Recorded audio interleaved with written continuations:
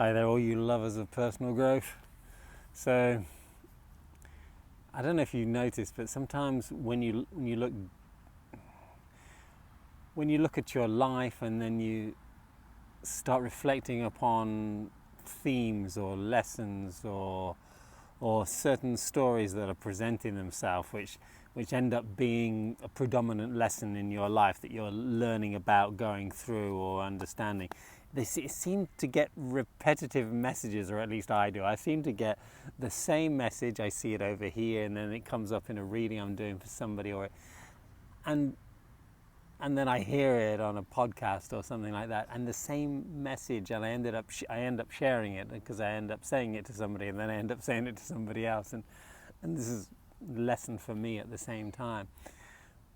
So I just wanted to share a theme of a message that's coming through me, coming to me at the same time, and it really relates to 3 cards that I drew for myself in the Equinox that just passed, which were these 3 cards. Let me just show you, and I'm just going to talk briefly about the message more than the cards, but I want to show you how they relate to it. So there's this 5 of Cups, this 5 of Swords, and this reversed 4 of Pentacles. And it's just wonderful how these 3 cards speak about this one message. So the one message that's been coming through, or the one theme or lesson, is that life is always working for us. Life has got our back. Whatever happens to us, whatever happens in our life, whatever stories are taking place, however drastic they might seem, life's got a bigger plan. There's a bigger picture behind maybe what is uncomfortable, what is difficult, or what doesn't seem to be working. There's a bigger story behind that, because life is always working for us. Life is not against us. Life is mirroring our stories, mirroring our lessons, mirroring our darker side sometimes, as well as our lighter side. But life wants us to grow, wants us to expand, wants us to be more light beings. So let's look at these cards, because they're a little bit dark. The 5s are always dark, and then there's reversed 4 of Pentacles as well. This is the card that I call the card of pessimism, because it's this focus that we naturally have on the spilt cups. And whenever something gets spilt, doesn't go right, goes wrong for us, whenever our plans of having 5 cups go awry and we've spilled 3 of them, we can naturally look at that loss, look at what has not gone right, and we'll have an instantaneous emotional response. And part of our emotional response will be to close ourselves off, to hide a little bit. Oh, this isn't good, this is so bad. We'll go into ourselves, we'll feel sad, we'll feel introverted sometimes, and we'll shut out the outside world. Not always. Sometimes we'll get angry, and sometimes we'll blame the world for who spilt my cups, right? That type of thing. But there will be a natural negative emotional response, and part of that emotional response is because of the judgments, because of the way our mind judges what is right and wrong, what is winning and losing, what is good and bad, and this very strong dichotomy, or this very strong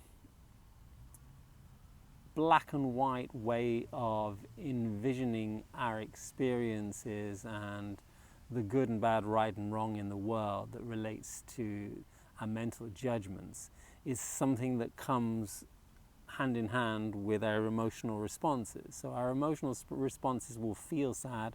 We might have a failure or a spilt cup that might remind us of some traumatic experience in the past, and that will be enough to make us close off, to make us have the same self-protective coping mechanisms that kick in, that make us close down, shut off, hide ourselves, not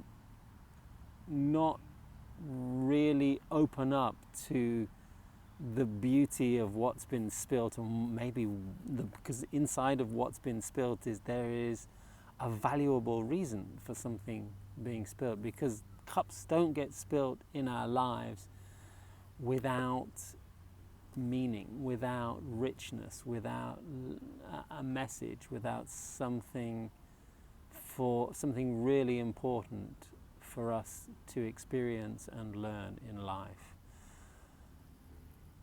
And this third card, this reversed Four of Pentacles, speaks about how attached we are to the world. So this is just one way of reading these cards, but the negative attachment, like we're so attached to the way the world should look and needs to look in order to be right, in order to be good, in order for us to be winning. So our winning looks like this and this and this and this, and we have all of these expectations, and when those expectations don't get met and don't get fulfilled, when all of the best laid plans in mice and men go awry and they fall, and we spill some cups, and we look and we go, oh my gosh, all that effort, and look what I've got from it. I've got nothing from it.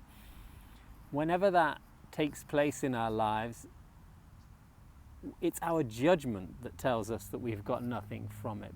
And that closes us off. That makes this black veil, this shield, it makes us shield us and close down to being open to receive what life really wants us to see. We don't turn around straight away, look at the 2 cups that we still have and go, well, at least I've got 2 cups, that's great. I wonder what these spilt cups is all about. I wonder why they were spilt in the first place.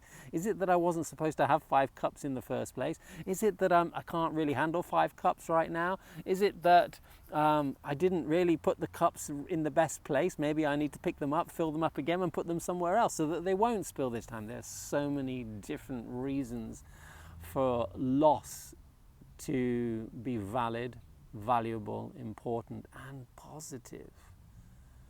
And if we get stuck on the material or the physical outcome of what we think we want and what we think we need and what we think equals great, lovely, abundant, wonderful, beautiful life, then we're getting too attached to the outcome, and we don't see that life gives us very different outcomes because of the real deeper lessons that we need to experience in life.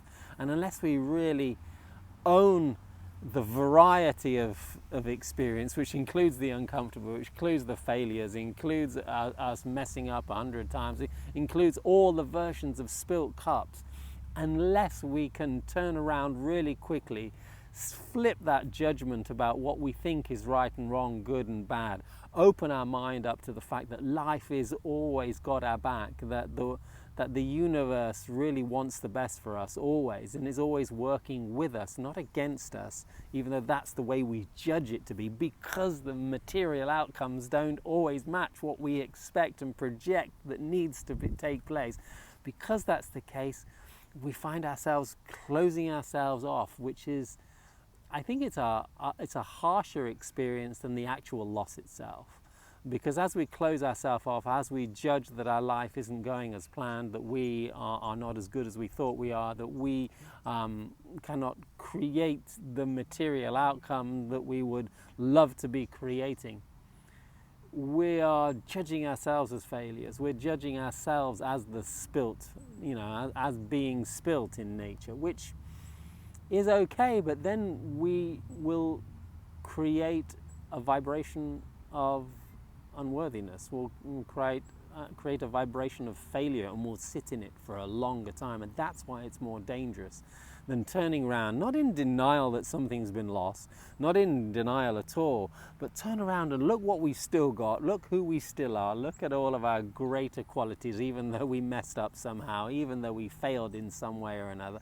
Look at the success that we have had, and look at the success that we can have from this failed experience. And any person that we look out there in the world and we see, wow, they're super successful, they'll be a businessman or a sports personality or a movie star or whatever, they have all failed 100 times. They have all failed 100 times and picked themselves up. They've all chosen to turn around and look at what is positive about the spilt cups, what they can learn from it. Everybody.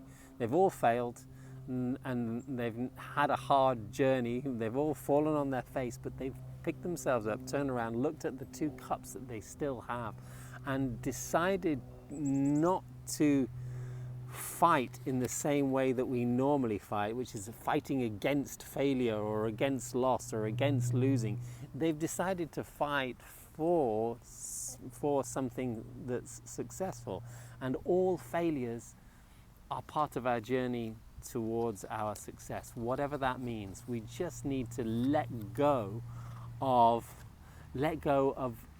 what materially we have conditioned ourselves to believe is what success looks like, because then and only then will we find real success, will we find success in the failure and be able to turn our mood around and lift ourselves up and stay a little bit higher in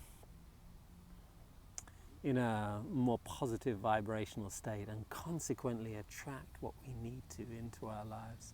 Just a little bit of a theme that's throwing itself. Life's always working with you, and I've been working with people continuously, and this is one of the messages, and I can, and part of the richness of doing coaching that I see, that I've been doing for 25 years now, is